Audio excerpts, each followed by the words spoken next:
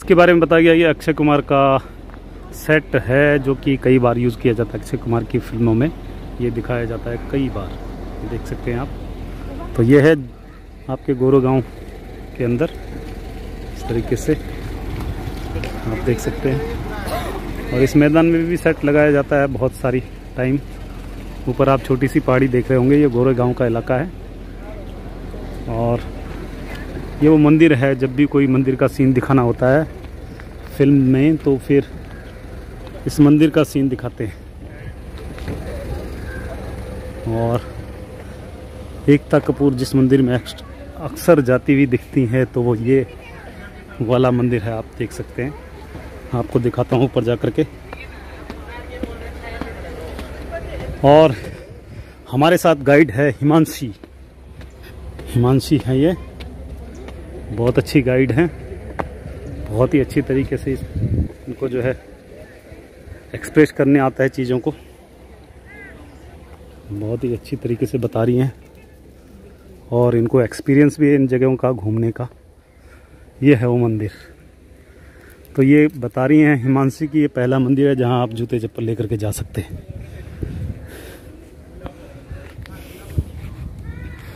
तो इस समय बड़ा खाली खाली सा है, खंडर है, कुछ नहीं है इस मंदिर के अंदर। ये खाली है एकदम। तो शूटिंग पर्पज़ के लिए खाली रखा गया है, ये शूटिंग पर्पज़ के लिए है ये खाली। यहाँ पर शूटिंग होती है, शादी ब्याह अगर होना होता है मंदिर में तो ये यहीं पर करते हैं। तो ये है।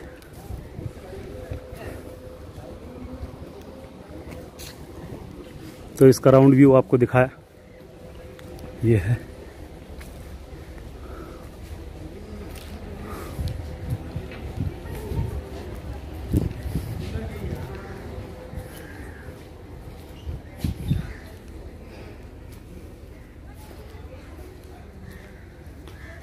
यह है सीन मंदिर का। और नीचे एक छोटा सा मैदान भी है इसके।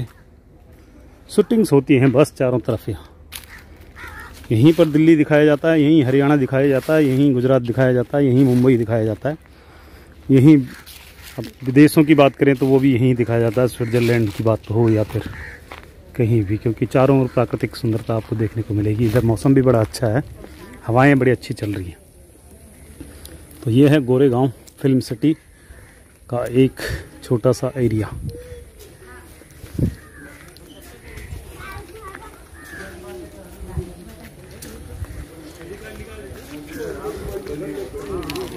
तो बस जिस बस से हम आए हैं ये है वो सामने दिखाई दे रही है। और ये वो सेट है जिसमें अक्षय कुमार जो है अक्सर अपनी शूटिंग करते हुए नज़र आते हैं।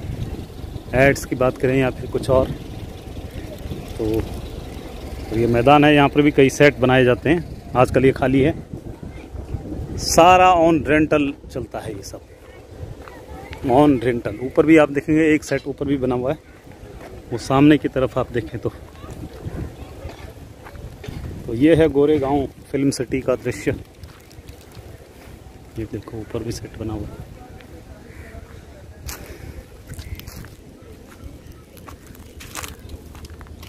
ये सब चारों तरफ जंगल ही जंगल है। मुझे लगता है यहाँ भी कभी किसी दिन कोई शहर बस जाएगा। और पीछे आप देखें तो मुंबई का दृश्य है।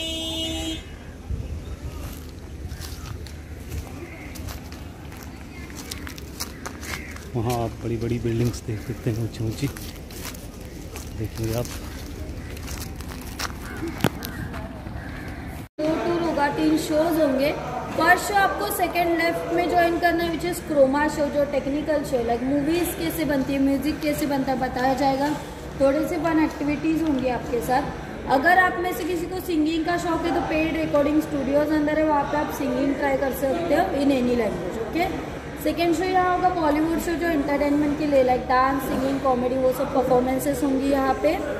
एंड थर्ड शो होगा आपका 7 डे, उसके बाद आधे घंटे का आपको ब्रेक मिलेगा फॉर फोटोज। आप रिटर्न यहाँ पे आके फोटोज खिंचवा सकते हो। अंदर कैंटीन है, कैंटीन ज्वाइन कर सकते हो। ओके, सो फर्स्ट आपको क्रोमा शो ज्वाइन करना है बाय सेकेंड लेफ्ट। आगे स्टाफ है वो आपको गाइड कर देगा। Thank you. शुरू से A to Z हम जानकारी लेंगे कि फिल्म बनते समय किस चीजों से हमें जाना पड़ता है।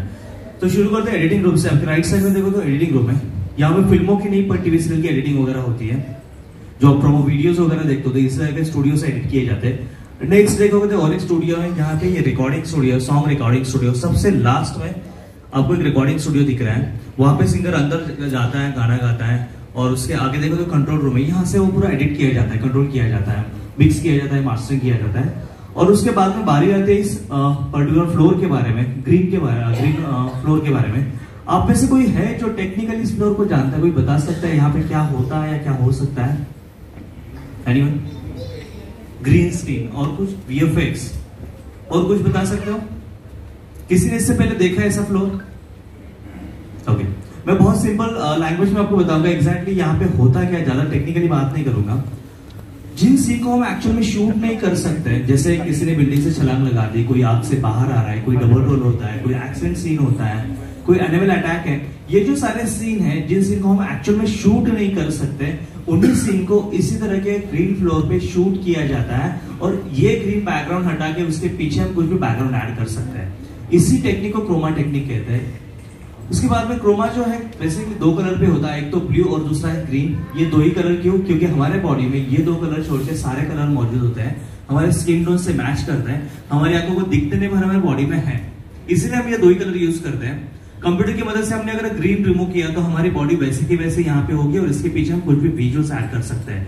जैसे आप रामायण वगैरह देखते हो, हनुमान जब हवा में उड़ते हैं तो इसी टेक्निक से वो शूट किया जाता है। इनको यहाँ पे हैंग किया जाता है, अलग अलग एंगल से शूट किया जाता है, फिर कंप्यूटर की मदद से ग्रीन बैकग्राउंड हटा के आसमान का विजुअल्स उसके पीछे ऐड करते हैं, तब जाकर हमें दिखता है कि हनुमान जी हवा में तैर रहे हैं या फ्लोट कर रहे हैं। और सेम अगर ये ब्लू और ग्रीन बैकग्राउंड छोड़ के हमने अगर कोई दूसरा कलर चूज किया, फॉर एग्जाम्पल हमने ब्लैक कलर चूज किया, तो जितना भी हमने ब्लैक वेयर किया वो भी सब चला जाएगा। मतलब हमारे बाल भी काले हैं, आईब्रोज भी काले हैं, तो पूरा ट्रांसपेरेंट हो जाएगा और पीछे का बैकग्राउंड दिख जाएगा। इसलिए हम ये दो ही कलर यूज कर सकते हैं। 50% चीजें क्रोमा में फेक होती है जो कंप्यूटर की मदद से बनाया जाता है, जो हम बस इमेजिन कर सकते हैं, कुछ भी डिजाइन कर सकते हैं। तो आजकल की जो फिल्में हैं ज्यादा करके क्रोमा पे ही बनती है। तो आपने अभी तक जितने भी फिल्में देखी उसमें कितना क्रोमा यूज हुआ है, आइए देखते हैं शॉट एवी के जरिए।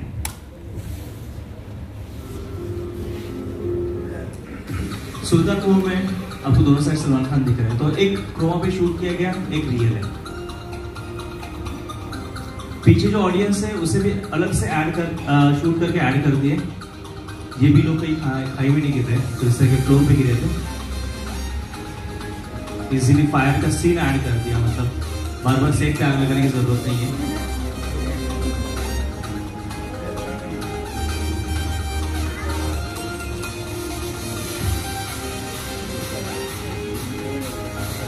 यहाँ पे सामने कुछ भी स्ट्रक्चर नहीं है, कंप्यूटर की मदद से पूरा शो और डिजाइन कर दिया।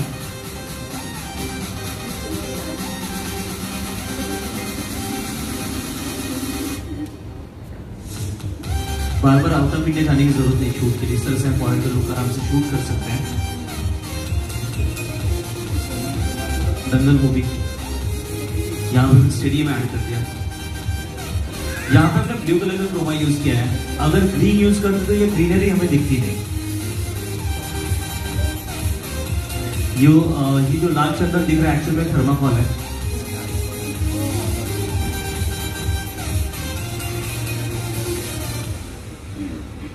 सेम यहाँ भी मैंने ब्लू कलर का क्रोमा यूज किया है ताकि हमें ग्रीनरी दिखानी है।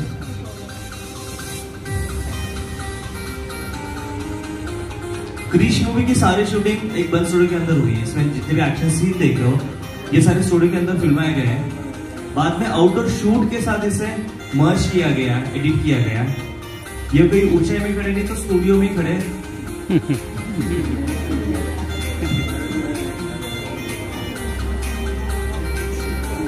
ये भी एक 10 फीट की दीवार होती है जो क्रोमा पे शूट की जाती है, उसको बाद में मल्टीप्लाई किया जाता है और हमें ऐसा फिल्म में दिखता है कि बहुत ऊंचाई से हीरो भागदौड़ कर रहा है, पर ये 10-5 फीट की दीवार होती है।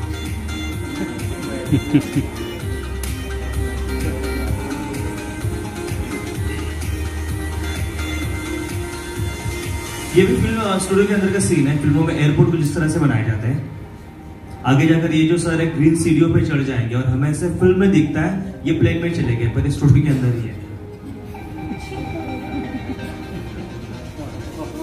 पठान मूवी स्टूडियो के अंदर दौड़ रहे हैं।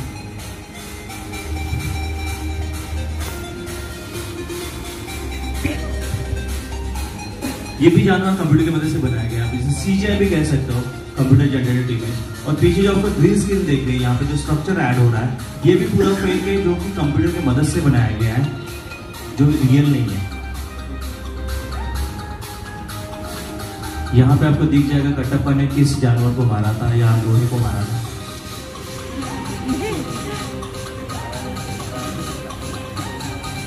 आर्टिस्ट को टाइम पे रिएक्शन देना बहुत इंपॉर्टेंट होता है। जैसे यहाँ पे ट्रेन ऐड कर दी, लोग ने रिएक्शन दे दिया और ये सीन मैच हो गया, तो एक्टिंग बहुत इंपॉर्टेंट पार्ट आता है फिल्म में।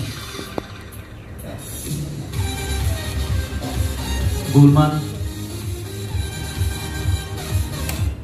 ओके, सो इस तरह से ग्रीन फ्लोर का यूज किया जाता है, जिसे हम क्रोमा फ्लोर कहते हैं। आजकल की फिल्में जो इसी तरह के फ्लोर पे ज्यादा शूट होती है, जो फिल्म बनाने वाली कंपनियां इसी तरह का फ्लोर का ज्यादा यूज करते हैं अपना बजट बचाने के लिए। अगर यहाँ पे हमें अगर बड़ा सा रेलवे स्टेशन का भी शूट करना है तो पूरा सेट लगाने की जरूरत नहीं है।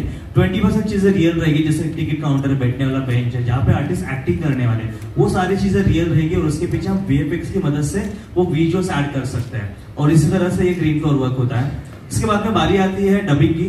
जब भी आप फिल्म थिएटर में अगर सुनते हो तो हर एक का डायलॉग आपको बहुत क्लियर बेच रहा है, उसकी आवाज आती है, और जो सब्जी खरीद रहा है उसकी आवाज आती है। ऐसा क्यों होता है? जब भी थोड़ा सा आवाज कम करोगे बेटा प्लीज, ओके थैंक यू।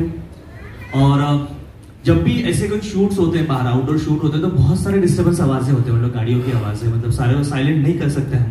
तो ये जो सारी आवाजें कैमरा में रिकॉर्ड हो जाती है, फिर फिल्म कंप्लीट होने के बाद उन्हीं आर्टिस्ट को दोबारा स्टूडियो में बुलाया जाता है, सेम सीन उनको स्क्रीन पे दिखाया जाता है, सेम स्क्रिप्ट दी जाती है और उनसे वो दोबारा बुलवाया जाता है, और इसी प्रोसेस को सिंपल भाषा में डबिंग कहते हैं। तब जाकर ये आवाजें हमें बहुत क्लियरली थिएटर में सुनाई देती है।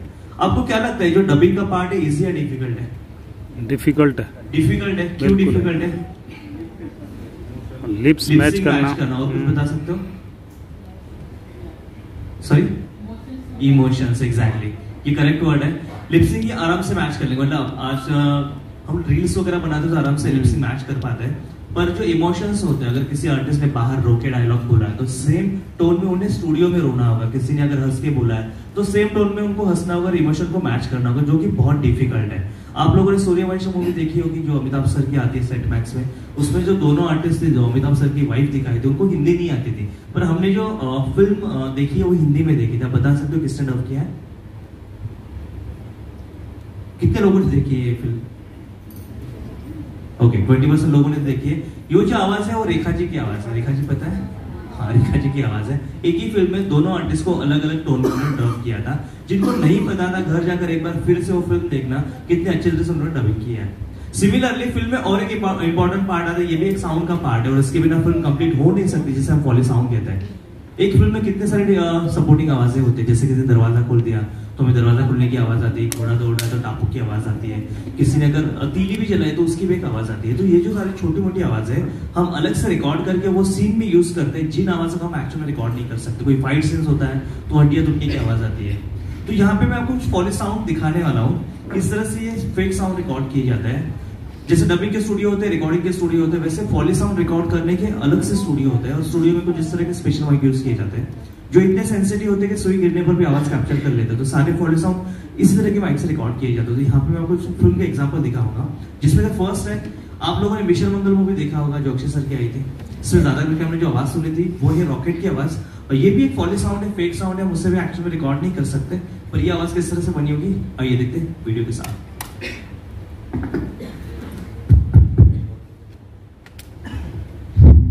ये जो वीडियो देख रहे हो इससे आवाज नहीं है, आवाज हम माइक से देंगे, जिसे हम फॉली साउंड कहते हैं। तो किस तरह से फेक आवाज रिकॉर्ड की जाती है फिल्मों में।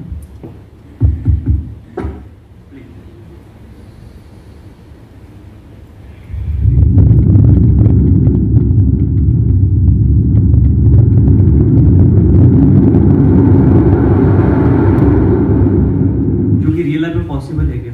नहीं है। इसे सुना है हड्डी टूटने का? नहीं है। पर ये भी फेक साउंड होता है, जिसे रिकॉर्ड किया जाता है इस बॉटल की मदद से। तो किस तरह से इसकी आवाज हम फिल्मों में सुनते हैं, आइए देखते हैं।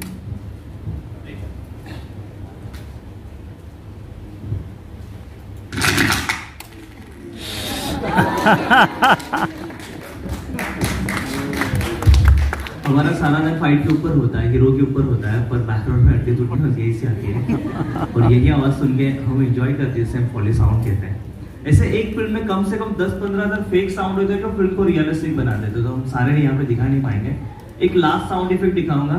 जब भी फिल्म में कोई आग का सीन देखते हो तो हमें जलने की आवाज़ बहुत क्लियरली सुनाई देती है, क्योंकि ये भी एक फेक साउंड होता है जिससे रिकॉर्ड किया जाता है इस पेपर की मदद से। तो किस तरह से इसकी आवाज़ हम फिल्मों में सुनते हैं, आइए देखते हैं।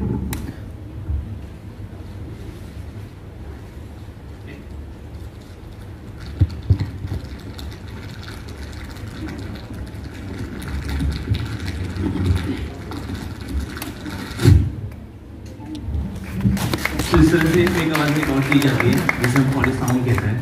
ऐसे एक फिल्म में कम से कम 10-15 हज़ार फेक साउंड होते हैं जो फिल्म को रियलिस्टिक बना देते हैं। जैसे डबिंग के स्टूडियो होते हैं, रिकॉर्डिंग के स्टूडियो होते हैं, वैसे फॉली साउंड रिकॉर्ड करने के भी स्टूडियो होते हैं। तो स्टूडियो में इसकी प्रोफेशनल रिकॉर्डिंग कैसे होती है, आइए देखते हैं एक शॉर्ट वीडियो के जरिए। Films that I apprenticed on was Empire Strikes Back. That one was a landmark for me because that got me motivated to do Foley.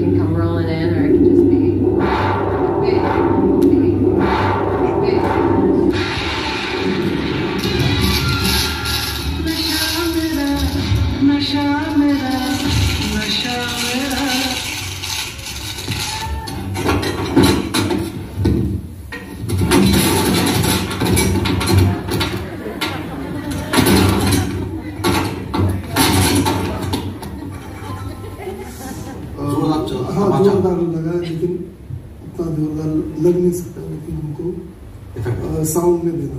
Okay, तो जैसे कि ये है कांटे का साउंड।